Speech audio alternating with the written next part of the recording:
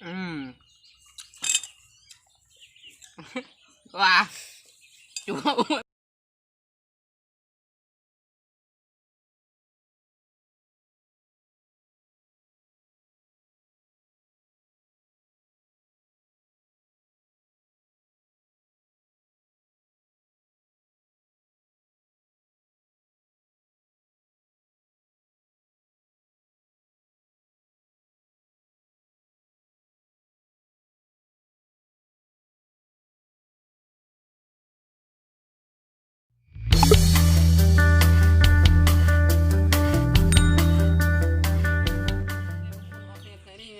chụp trong bạn video clip tôi mòn đâu thì hai bạn cái này nhom miền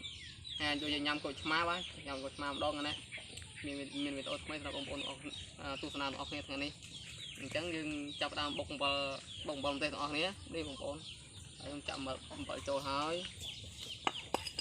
ok bột ăn bột kia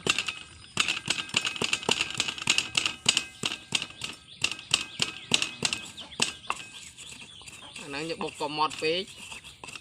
gì chẳng các bạn thì cho chiết bông bông ở này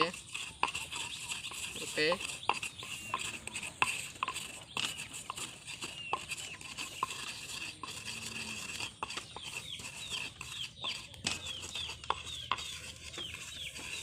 là giờ bột bơ chật mọt hỏi khoảng khi bơ con được từ mọt đã không ốm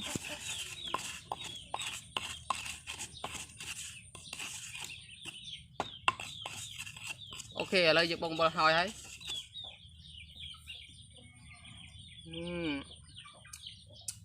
chật trời mà ổn nè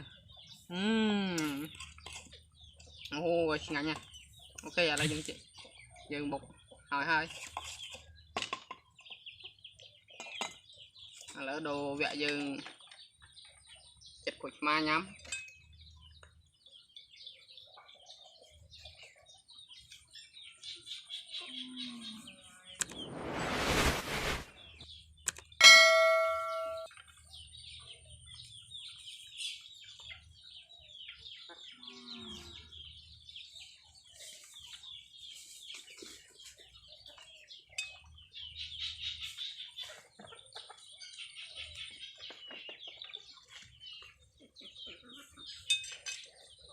rồi phê bông con dương chắc luôn ở này mơ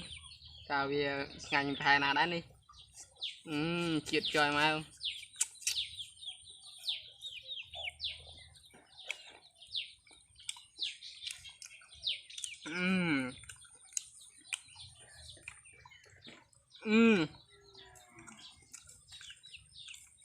rồi mình chú em muốn bông bông nó chơi chết mà nhắm mới nhúng wow wow